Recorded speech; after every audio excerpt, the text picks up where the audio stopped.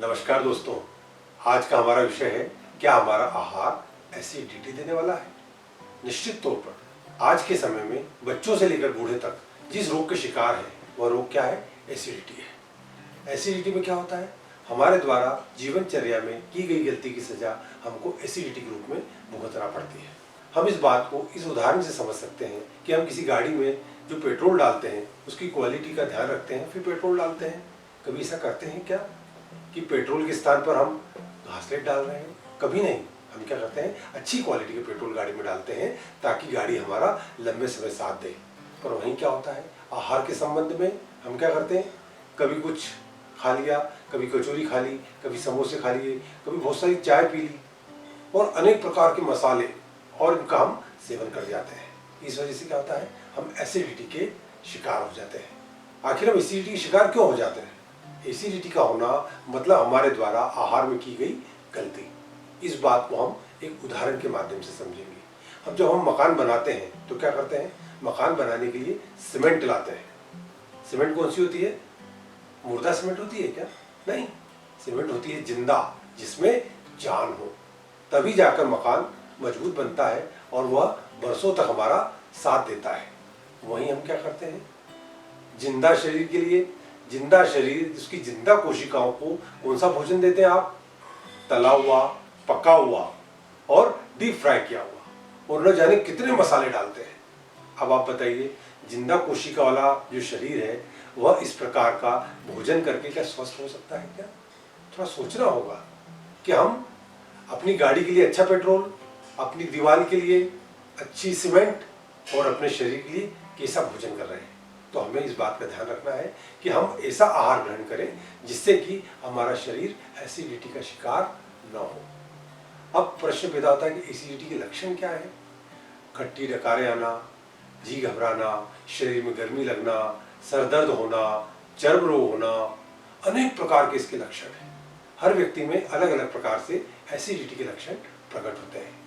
पर अब आपके मन में प्रश्न पैदा होगा, एसिडिटी है, हम गोली खाकर ठीक कर लेंगे, क्या फर्क पड़ता है?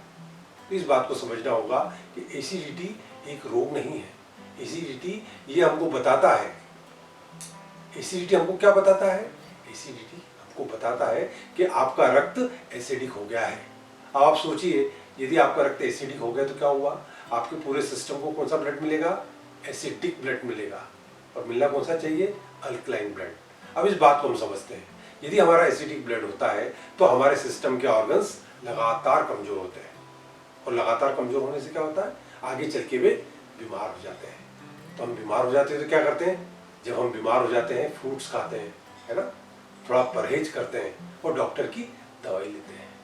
पर क्रेडिट किसको मिलता है? दवाई को। दवाई के साथ साथ आपके आहार को भी क्रेडिट जाता है। क्यों?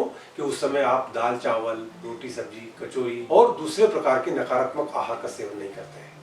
तो हमें अब ये समझना होगा कि हम किस प्रकार का आहार सेवन करें। जैसा कि मैंने आपको बताया था कि मकान के लिए कौन सी सीमेंट लाते हैं हम? जिंदा सीमेंट।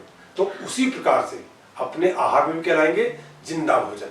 तो जिंदा भोजन से तात्पर्य क्या है? गले हुए अंकुरित अनाज, गले हुए ड्राई फ्रूट्स, ताजा नारियल। इस प्रकार का जब हम आहार लेते हैं तो निश्चित मानिए हमारा रक्त एसिडिक से अल्कलाइन में बदलेगा। मौसमी फलों को सेवन कर सकते हैं, पर्याप्त मौसमी फल आते हैं। आप देखिए, परमात्मा क्या करता है, हर मौसम में विभिन्न प्रकार के फलों में पर्याप्त रेशा होता है, विटामिन होते हैं, खनिज लवण होते हैं, मिनरल्स होते हैं। सब्जियों में हमको अनेक प्रकार के पदार्थ मिलते हैं जो हमारे शरीर के लिए आवश्यक है। पर होता क्या है कि आमतौर पर व्यक्ति फल, सब्जी, अंकुरित अनाज, गले हुए ड्राई फ्रूट्स इसका सेवन करते ही नहीं है और जीवन भर गोलियां खाता रहता है। तो गोली खाने से क्या होता है, सिर्फ लक्षण दब जाते हैं पर बीमारी वैसी ही रहती है। इसके लिए मेरा आपसे आग्रह है कि आप अपने परिवार को स्वस्थ रखना चाहते हैं तो नियम बना लें कि आप पर्याप्त फलों का, सब्जियों का, अंकुरित अनाज का, पर्याप्त पानी का और कम मिर्च मसाले की सब्जियों का सेवन करेंगे तो निश्चित मानिए आप और आपका परिवार एसिडिटी जैसे रोग से मुक्त होगा।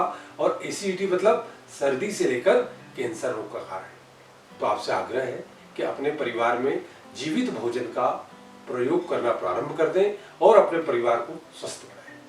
तो आपसे आग्रह है कि यदि ये वीडियो आपको पसंद आया हो तो इस वीडियो को लाइक करें और इस चैनल को ज़्यादा से ज़्यादा सब्सक्राइब करें ताकि हमारे देश में लोगों को स्वास्थ्य का संदेश मिल सके और हम एक स्वस्थ समाज का निर्माण कर सकें। धन्यवाद।